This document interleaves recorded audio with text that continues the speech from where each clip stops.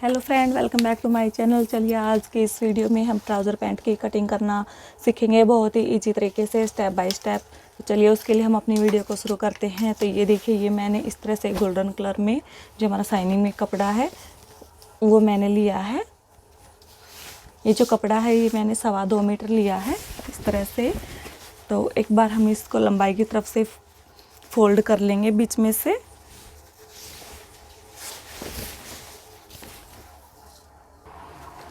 अब ये देखिए फ्रेंड्स, मैंने अपने फैब्रिक को 4 फोल्ड कर लिया है और ऊपर से इसके ओपन वाला हिस्सा है और इस साइड भी इस तरह से खुला वाला हिस्सा है हमारे, और जो मैंने अपनी तरफ रखा है वो बंद वाला हिस्सा है। ठीक है, तो मैंने इसको 4 फोल्ड कर लिया है।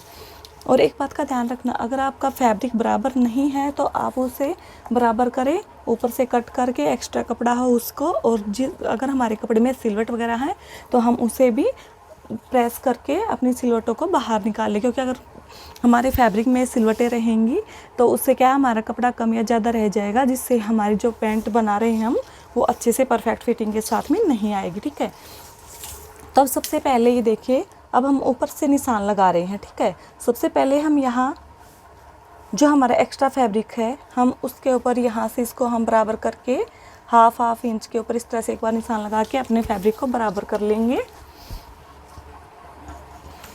अब ये देखिए फ्रेंड्स, हमने ऊपर से अपने फैब्रिक को बराबर कर लिया है। बराबर करने के बाद में अब हमें ये देखना है कि जो हमारी इलास्टिक है उसकी चौड़ाई कितनी है। अगर उसकी चौड़ाई हमारे पास 1.5 इंच है तो हमें हाफ इंच ज़्यादा एक्स्ट्रा रखना है। अगर हमारी इलास्टिक की लंबाई 2 इंच है तो हमें उसमें हाफ इंच ऐड करना। जितनी भी मान लो हमारे इलास्टिक की चौड़ाई है उसमें हमें हाफ इंच ज़्यादा ऐड करना है। ठीक है, तो मैं यहाँ पर 2 इंच का इलास्टिक लगाऊंगी इसमें, तो मैंने यहाँ पर इस तरह से 2.5 इंच पर निशान लगा लिया है। ठीक है, और इसी तरह से मैं 2.5 इंच के ऊपर निशान लगा के अपनी इस लाइन को हम सीधा कर लेंगे।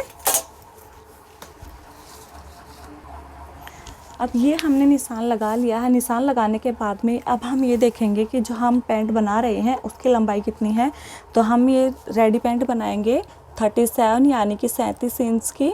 ठीक है, तो 37 इंच के ऊपर हम इस तरह से निशान लगाएंगे। ऊपर से हम 2 इंच के ऊपर जो हमने ये निशान लगाया था इसको छोड़ते हुए यहाँ पर हम 37 इंच के ऊपर इस तरह से मार्क करेंगे और इस लाइन को हम सीधा करेंगे। इस तरह से लाइन सीधी करने के बाद में अब हमें ये देखना है नीचे की जो हम बॉटम फोल्डिंग करेंगे उसके लिए हमें कितना चाहिए। तो ये हम 2 इंच के ऊपर निशान लगा रहे हैं, 2 इंच एक्स्ट्रा चाहिए। ठीक है, आप चाहे तो आप कम या ज़्यादा भी कर सकते हैं इस तरह से। और इस लाइन को हम इसी तरह सीधा कर लेंगे बिल्कुल।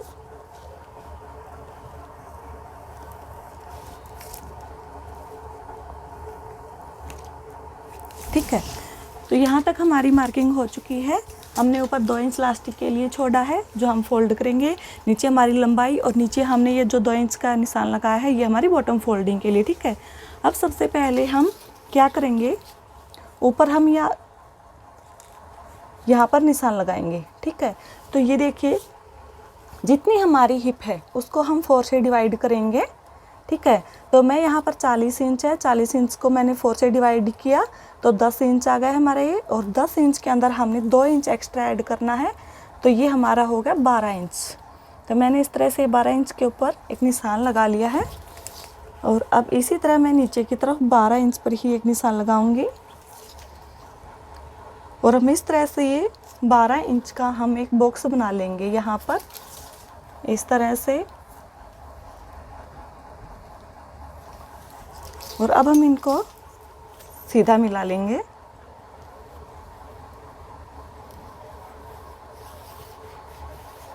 इस तरह से।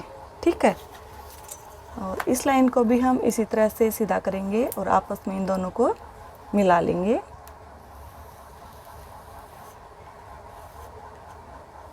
इस तरह से। ठीक है, और अब यहाँ आगे की तरफ हम 3 इंच यहाँ पर इस तरह से सीधा कर लेंगे अपने निशान को, और 3 इंच के ऊपर हम यहाँ पर एक निशान लगाएंगे अपने क्रोच एरिया के लिए। ठीक है, और अब हम यहाँ पर इसमें गोलाई देंगे। इस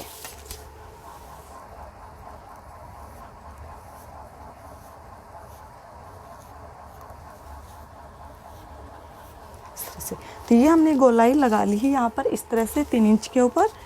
अब इसके बाद ये देखिए नीचे की तरफ जो हमारी मोहरी है उसको हम कितना रेडी रखेंगे, ठीक है। तो मैं यहाँ पर 9 इंच रेडी रखूँगी इसमें, इस तरह से, ठीक है। और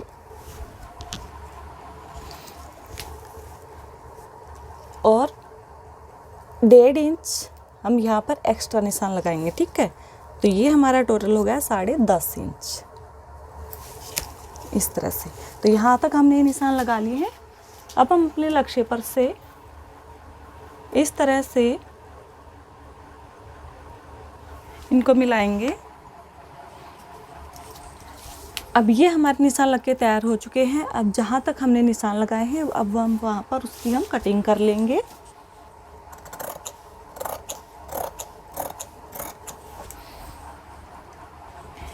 ये हमने कटिंग कर ली है इसकी, ठीक है। अब इसके बाद ये देखिए हमने इस तरह से अपने आसन को अटैच कर लिया है। आसन को अटैच करने के बाद में अब नीचे से अब हम अपनी मोहरी को फोल्ड करेंगे, जो बॉटम है फोल्डिंग उसको। ये देखिए हमने इस तरह से 2 इंच के ऊपर निशान लगाया था, तो अब हम इनको इस तरह से फोल्ड करेंगे 1/2 इंच, और इस तरह से हम इनको फोल्ड करके इनके ऊपर सिलाई लगा लेंगे। इस तरह से इनको फोल्ड करेंगे या किनारे से सिलाई लगाएंगे।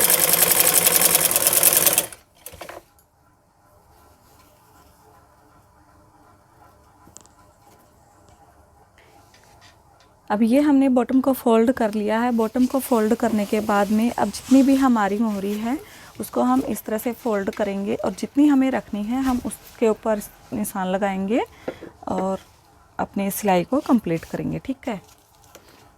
इसकी मोहरी आप जितना चाहे आप उतना रख सकते हैं। मैं यहाँ पर 9 इंच की रख रही हूँ, ठीक है। इस तरह से मैंने 9 इंच पे निशान लगाया और हम यहाँ पर सिलाई लगा लेंगे।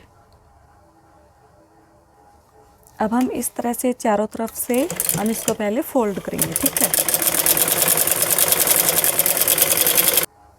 हाँ तो फ्रेंड्स ये देखिए इसके चारों तरफ सिलाई लगाने से पहले हमें थोड़ी ही जगह खाली छोड़नी है। यहाँ से हमें 3-3.5 इंच, क्योंकि हम इसके बीच से इलास्टिक डालेंगे, ठीक है। तो अब ये देखिए हम इलास्टिक डालेंगे इस तरह से। तो हम इलास्टिक किस तरह डालेंगे, इसका मेज़रमेंट हमें कितना चाहिए, जितनी भी हमारी कमर है उसमें से हमें 3 इंच माइनस कर देना है। तो ये देखिए ये जो कमर है ये 32 इंच है, तो 32 में से 3 इंच गया तो हमारा आ गया 29 इंच, ठीक है। तो हम यहाँ पर 29 इंच की प्लास्टिक लेंगे इस तरह से, और इसको कट करके हम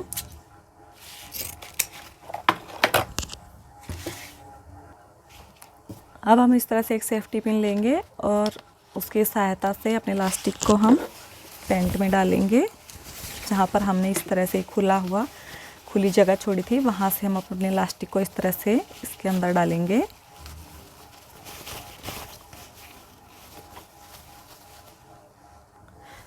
और ये जो हम पैंट बना रहे हैं ये बहुत ही इजी तरीका है और बहुत ही कंफर्टेबल पैंट है। इसे पहनने में बहुत ही अच्छा लगता है, ठीक है। और अगर आप लोगों को मेरी वीडियो अच्छी लगे तो लाइक करना और ज़्यादा से ज़्यादा शेयर करना। और अगर आप मेरे चैनल पे नए हैं तो प्लीज़ सब्सक्राइब करना मत भूलना। दोनों सिरे इस तरह से बाहर आने के बाद में हम यहाँ पर 1/2 इंच इसको एक दूसरे के ऊपर रखेंगे और यहाँ पर हम सिलाई लगा लेंगे। हमें यहाँ पर कम से कम 3-4 सिलाई लगानी है ताकि हमारी सिलाई निकले ना। अब इसके बाद ये देखिए जो ये जगह खुली हुई है हमें यहाँ पर इसको फोल्ड करके सिलाई लगानी है, और ये सिलाई हमारी इलास्टिक के ऊपर नहीं लगनी चाहिए, इलास्टिक के बिल्कुल साथ में होनी चाहिए, ठीक है।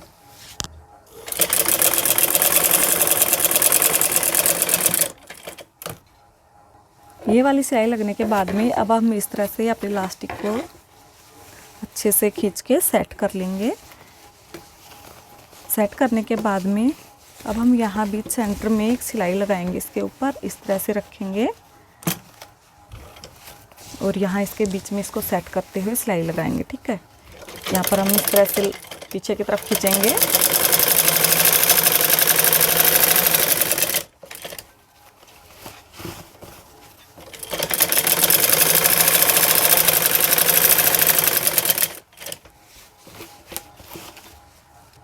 हाँ तो फ्रेंड्स, ये हमारी पैंट बन के रेडी हो चुकी है।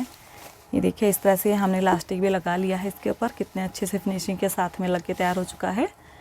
अब मैं आपको एक बार इसको दिखाती हूँ कि बनने के बाद में हमारी पैंट का लुक कैसा लगा।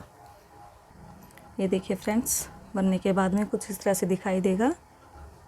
ये देखिए कितना अच्छा लुक आया बनने के बाद में, और कितनी अच्छी शेप बन के रेडी हो गई है इसकी। और अगर आप लोगों को ये वीडियो अच्छी लगे तो लाइक करना, शेयर करना और सब्सक्राइब करना मत भूलिएगा। Thank you.